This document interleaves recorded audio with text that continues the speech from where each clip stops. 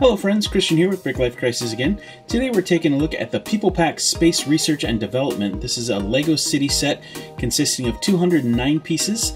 It's recommended for ages 5 and up, and it features lots of little space research vignettes and just a boatload of minifigures. Let's go ahead and crack it open and see what we think of this.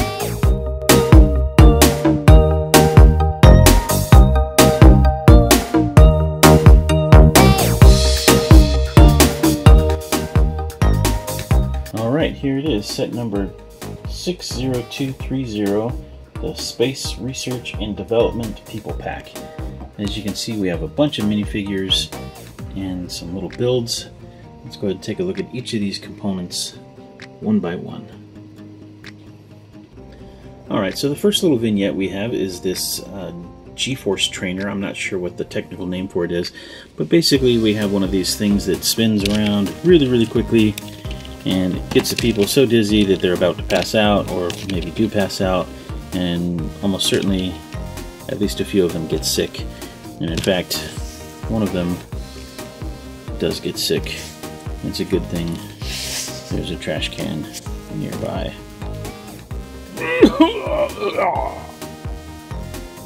Alright, and here we have our two astronauts that are about ready to get on that carousel to see if they can stand the G-forces necessary to fly in the space shuttle or rockets or whatever they're going to do. It looks like before they get on, they're both pretty happy, but this guy doesn't look so happy after getting off of it. The prints are very nice on the torso, just some pretty subtle print on the back, just suggesting some folds in the clothes. Only the gentleman has an alternate face. The lady is perfectly happy to be spinning around as quickly as possible. Next up we have this little computer cart, and on the cart we have one of those new geode pieces, and those are really very cool. With this one happens to have some kind of a red crystal inside of it. There's a little computer here with a printed keyboard and a printed screen, a computer screen. And that is a modified tile that has a clip on the back. So that's kind of a unique piece. We don't get that very often. So pretty cool.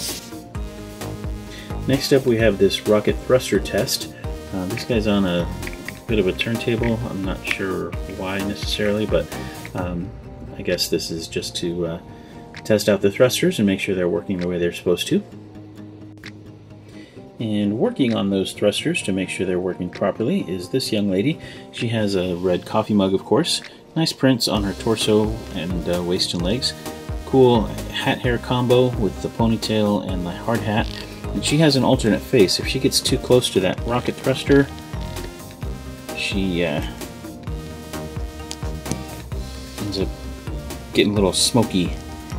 So if she removes her goggles, you can just kind of see the ash surrounding her face. It's kind of a clever little alternate face, I think. And next up is this fun little build for a treadmill. That wedge plate or wedge piece there is a printed console. And then of course we have this astronaut trying desperately to keep up with the fast pace on that thing. And of course he has a trainer to motivate him.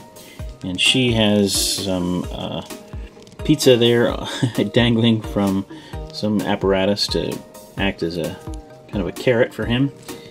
She also has a megaphone to shout at him a bit, to yell some motivating stuff. She has a cool hat hair combo with that red ball cap and the ponytail. Stethoscope around her neck. No alternate face for her. He, however, does have an alternate face. We also have this little stack of pizza boxes. The top one is a printed 2x2 tile. The bottom two are just 2x2 jumper plates. Next up we have this researcher. I really like that torso print. She's got an ID badge and some pens and such. She also has a magnifying glass, nice hairpiece, just a little bit of subtle print on the back. And she is looking closely at this little vignette, this little piece here. What we have is kind of a simulated sunlight lamp and a plant to see about the viability of growing food in space. Next up is this astronaut in a jetpack, little spacewalk suit, and there's some transclear orange cones down there to represent thrust coming out of there. He also has a camera, or she rather, because if we remove the jetpack, you can see it is a female face, no alternate, but kind of cool to have some diversity there. And then you can see, whoops, you can see the face when we remove the shield, but it looks best with the shield on, I think. This, I think, is supposed to be some sort of work light, and it can turn a little bit up and down as you wish. And then the camera piece just has a lens on it, which is kind of nice. Well done. Next up we have this little drone. This is a propeller drone. It has a little red light underneath. I don't know if that's supposed to be a camera or something, but the worker has a little, well, a remote control, I guess. I think this is supposed to be an antenna. We've got handles on either side, and then that is a printed tile there with kind of a map on it so that you can see where the drone is. But I really like this worker here. The clean room worker is really well done with those blue latex gloves, the white clean suit, and the mask and goggles. The cap on the head is really well done as well. That's a relatively new piece. We've seen that in the most recent hospital, but it's really cool. And then this headpiece is also kind of nicely done. It's a white head with just a printed face on it. Really well done. Next up we have this sort of robotic android. He's kind of interesting. Basically, first of all, we have this little stand with him with these printed striped tiles, which is nice. He has a gold head underneath this helmet piece, and then this is kind of a silver skeleton torso underneath with these droid arms and claws. But these feet and legs, as far as I know, are new pieces. These are molded together like this. You can see them, it actually kind of sticks through the bottom, but you can't take it out. It's kind of glued in place. So it's a new piece as far as I know. And there are two of them, of course, for his legs. But that's kind of cool. Functional robotic helper, I guess. And then he just sits there waiting for instructions. Nifty. And this guy does the repair on that droid, I think. He's got a blue toolbox, which is kind of a cool color to get that in. Then he has this torch with an orange canister. The welding mask comes off to reveal kind of a fun face with a nice big mustache. No alternate face for him, but the print on the torso and legs is pretty good with that reflective striping. And then he's got a name badge, it looks like, as well. Not a bad figure.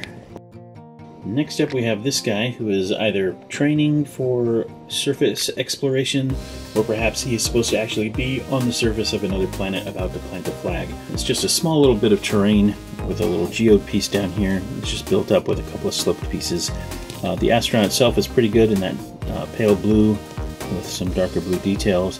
He's got the trans orange face shield on the helmet and the old style air tanks in white. Pretty cool.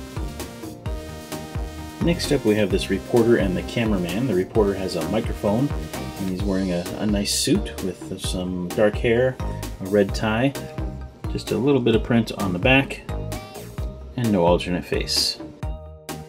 The reporter has this camera piece with a lens and a red record light.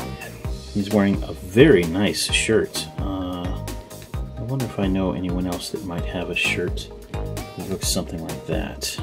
Yeah, I'm not sure who I know that wears that shirt, but someone pretty cool, I think. Anyway, the cameraman, despite how cool he is kind of a scaredy cat. He is terrified fairly easily. What is he terrified of, you ask? Let me show you.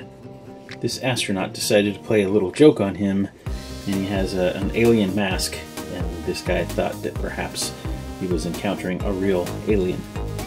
So this alien head was also included. It's a bit of a rubbery piece, but it's kind of cool, and it does actually fit on a minifigure, so if you wanted to create a little alien figure instead of another human, you could do that, but I thought it was a kind of fun inclusion so that the astronaut could scare the cameraman. And here's a pair of astronauts that were interviewed by that reporter and cameraman. They both have essentially the same print on their torsos, waist, and legs, the same helmets, but of course their heads are a bit different. Let's go ahead and take a look at those. So these are their interview faces, and these are the "I can't believe he fell for it" faces. In addition to the helmets, each of these figures includes a hairpiece. That's kind of a nice inclusion. Unfortunately, for the female, you have to remove the air tanks before you can put that hairpiece on, because the hairpiece does not fit over the back of the figure when the backpack is there. It's too low, so it doesn't quite work.